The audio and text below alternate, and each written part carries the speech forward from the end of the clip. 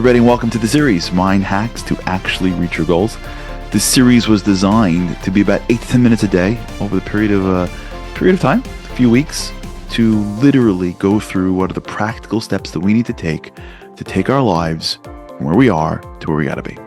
Thanks for joining us, and let's get started. Okay, we're up to episode 16 here in this series, hacking your brain to achieve your goals. Now we're up to what I call Stick Week. Okay, how does this work?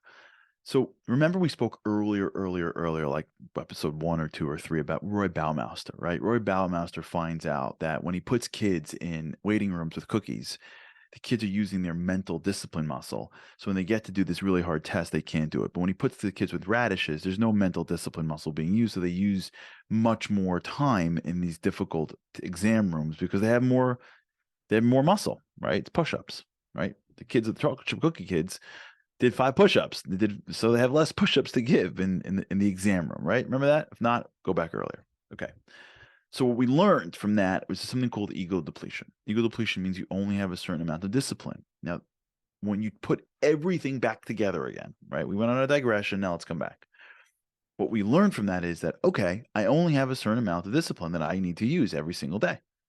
Now the question is, where do I allocate the discipline, right? That's what a discipline allocator does, right? The reason why companies pay lots and lots and lots of money to capital allocators, right, is because capital or asset allocators are really good at knowing what investments to put into and what investments not to put into. You ever go sit down with a venture capitalist? The reason why he makes money is because he knows what to buy and what not to buy, what to invest in and what not to invest in. If he invests in every company, he'd go bankrupt, right? And even the companies he does invest in have go bankrupt. But he spent his whole life figuring out what do I invest in, right? That's what you're paying for when you invest your money with an allocator. You and I are allocators. We are just called discipline allocators. If me and you only have a certain amount of discipline in our arsenal, well, then we got to figure out where it goes.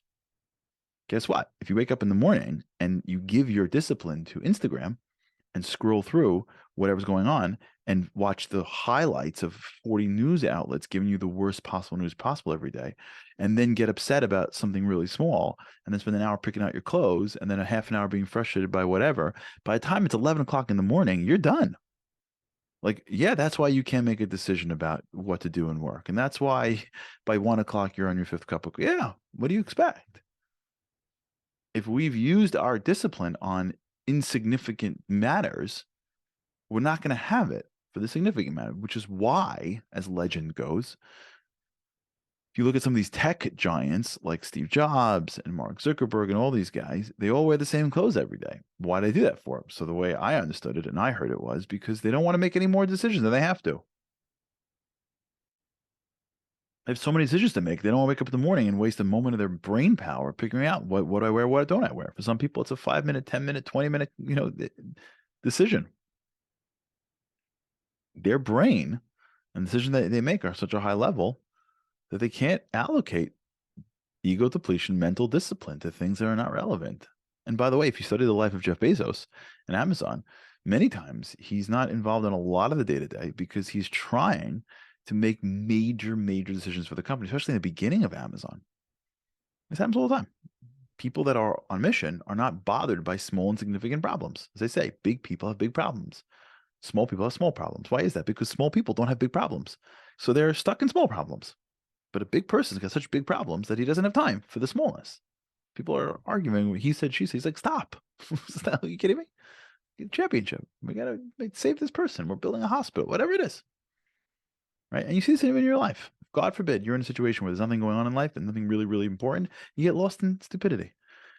We're sitting around fighting about whether or not, this guy's a better player, that better player. If God forbid you have a real issue in life and someone's like, you think LeBron's best ever or Jordan? You're like, what? Who cares? This person's sick. Right? So think about every second of your life, of your day, as whether it's important to invest mental discipline. Now, don't be crazy about it. You got to enjoy your life. But yeah, of course, the hours and hours you spend talking to that person who's fetching about something really insignificant is costing you. Okay, but this is important. Why? Because once you know you have a limited of discipline, Where does it go? You know where it goes? It goes to your rituals. See that? If you know you got to hold that ritual long enough for it to stick, right? You built a new routine, you built a new ritual, you built a cue, right? There's work to be done. You just put it into place. Now you got to actually reinforce it. You worked it out, right? You're doing your cue in the morning, you're going to the thing, right? It's gonna be a routine, and then you have the reward. It's all there. I got it. I have the notes, the visualization. Well, how is it going to stick? It's got to be repeated. Okay, first time, second time, third time, fourth time, all going to be part of inspiration and newness and feeling good. What about the 10th time?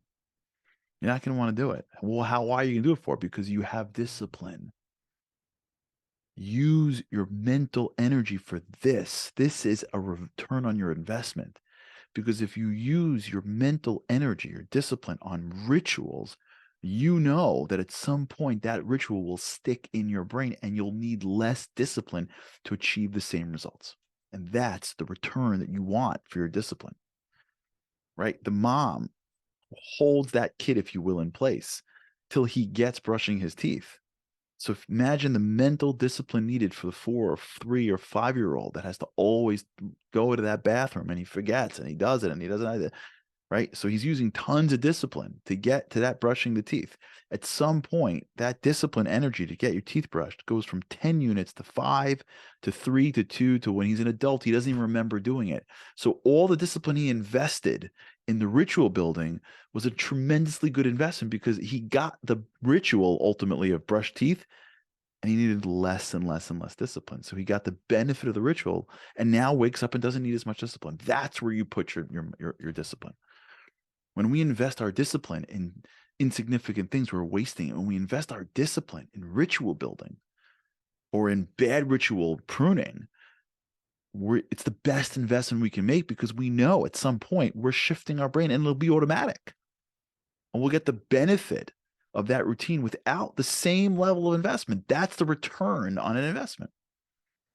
I call this stick week. Always feel this way. Start something new. First week, flying. Second week, eh. Third week, I'm out. And I tell myself, and it doesn't always work. I don't always do it. I've got plenty of rituals that I've dropped. I tell myself, stick week. Stick week is you stick with it no matter what. I don't want to get up. I don't want to do it. I don't want to say it. I don't want to read it. I don't want to eat it. I don't want to. Right? This is the moment where you lose the resolution, right? Everyone's got the resolution the first 10 days, and then something else replaces the emotion of newness, like stress or life or whatever. And now I don't want to. Of course, you don't want to because you have so much connections in your brain that says don't do it.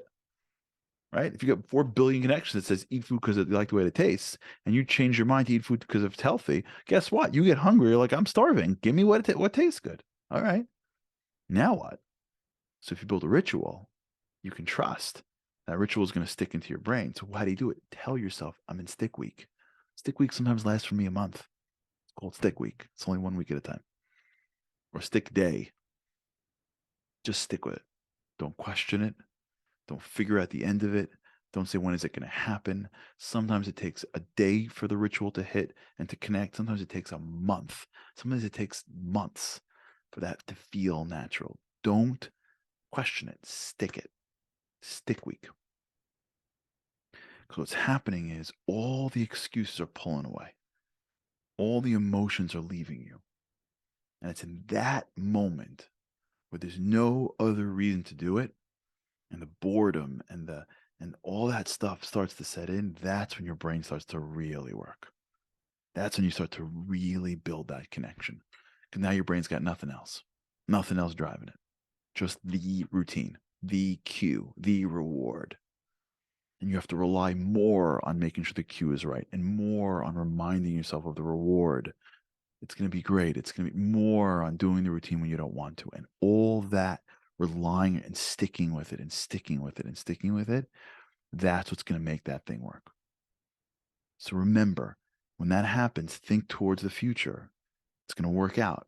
That's going to be amazing. Think the reward of when you have the routine. But while you're going through it, remind yourself, it's going to get easier. I'm building a routine. But now's the moment where it's normal to feel like I'm a hypocrite. I don't want to do it. I don't like it. Those are normal feelings. This is where most people give up. Stick week. And if you have the discipline, you have that discipline. That's why most rituals are supposed to be structured in the morning when your discipline is the highest. But if you trust that you have the discipline in there, which you do, and you trust that routine will feel more like you over time, which it will, and you trust that this is the normal part of the process, you'll stick with it. And this, sticking with it over whatever period of time it takes, that's when all the greatness happens. Thank you, everybody, for joining us in the series. I hope you enjoyed it. I hope it helped. I hope it really made a difference in your life. And for those that tagged us on social media and shared it, for those that left a podcast review, for those that shared it with your friends, or shared it on your status, we appreciate it. It means a lot to us that you felt comfortable enough to share this with others, of people that you care about. If you missed a day, make sure to check out the show notes for the link to the entire series. You can join us on the Unlocking Greatness Insider community by going to charlieharari.com/insiders. And we look forward to hearing your feedback on Instagram and on Twitter and YouTube and WhatsApp and everything else. But really, really appreciate your time and attention, and look forward to seeing you next time. Thanks again.